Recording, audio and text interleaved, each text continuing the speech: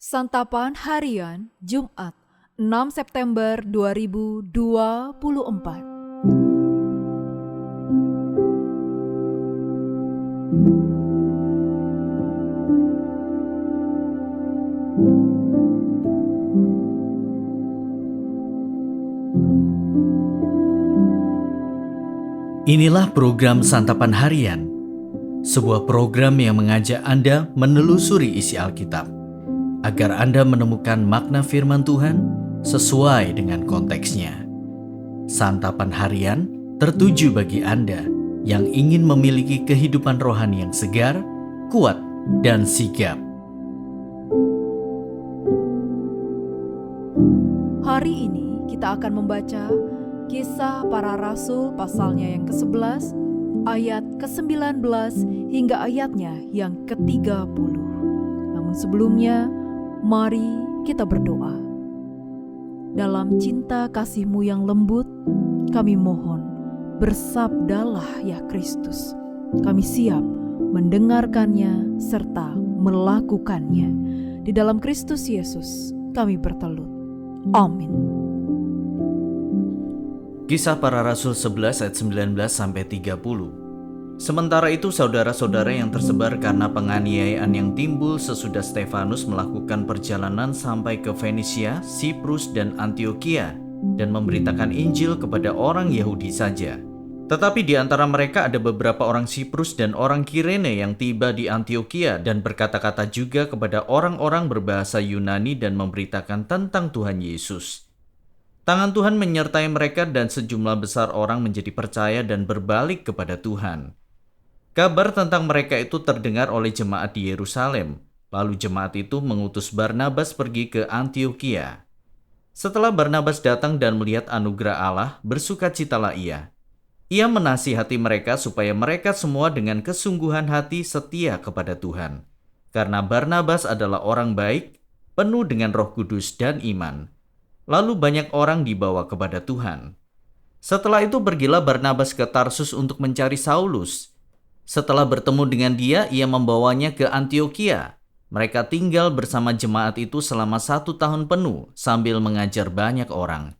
Di Antiokhia murid-murid itu untuk pertama kalinya disebut Kristen. Pada waktu itu datanglah beberapa nabi dari Yerusalem ke Antiokhia. Salah seorang dari mereka yang bernama Agabus bangkit dan oleh kuasa roh, ia mengatakan bahwa seluruh dunia akan ditimpa kelaparan besar. Hal itu terjadi pada zaman Kaisar Claudius. Lalu murid-murid memutuskan untuk mengumpulkan sumbangan sesuai dengan kemampuan mereka masing-masing dan mengirimkannya kepada saudara-saudara yang tinggal di Yudea. Hal itu mereka lakukan juga dan mereka mengirimkannya kepada penatua-penatua dengan perantaraan Barnabas dan Saulus. Kisah Para Rasul 12 ayat 1-5. Kira-kira pada waktu itu Raja Herodes mulai bertindak keras terhadap beberapa orang dari jemaat. Ia menyuruh membunuh Yakobus saudara Yohanes dengan pedang. Ketika ia melihat bahwa hal itu menyenangkan hati orang Yahudi, ia selanjutnya menyuruh menahan Petrus juga. Waktu itu hari raya roti tidak beragi. Setelah Petrus ditangkap, Herodes menyuruh memenjarakannya di bawah penjagaan 4 regu. Masing-masing terdiri dari 4 prajurit. Maksudnya ialah supaya sehabis Paskah, ia menghadapkannya ke depan orang banyak. Demikianlah Petrus ditahan di dalam penjara, namun jemaat dengan tekun mendoakannya kepada Allah.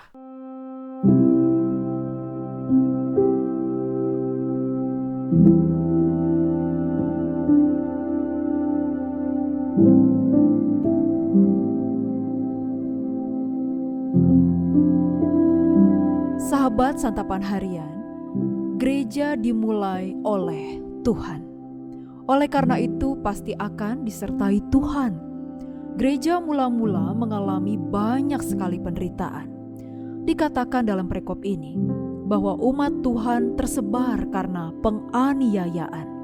Tentunya hal ini melemahkan umat Tuhan.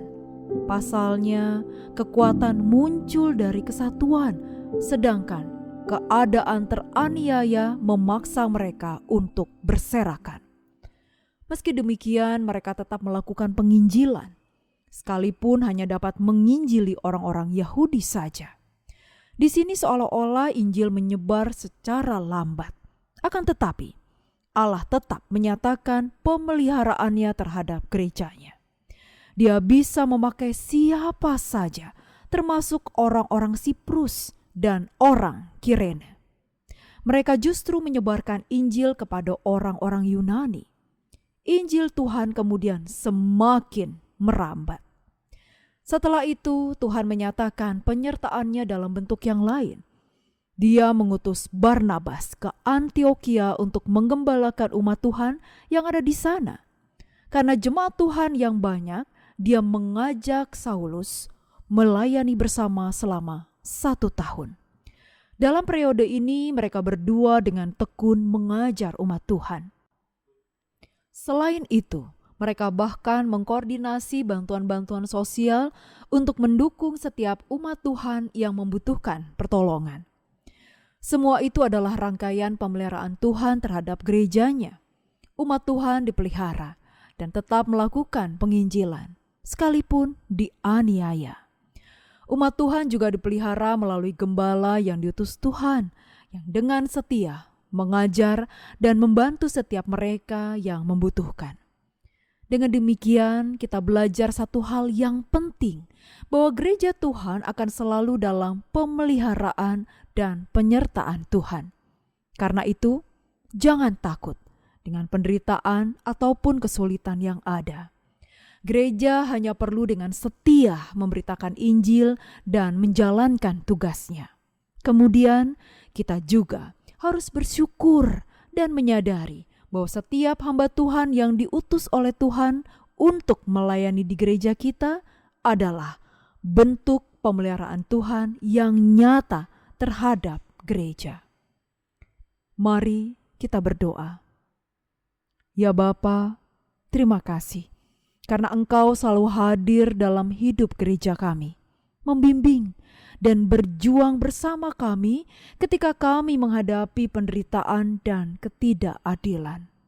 Dalam kasih-Mu, Kristus Yesus, kami bertelut. Amin.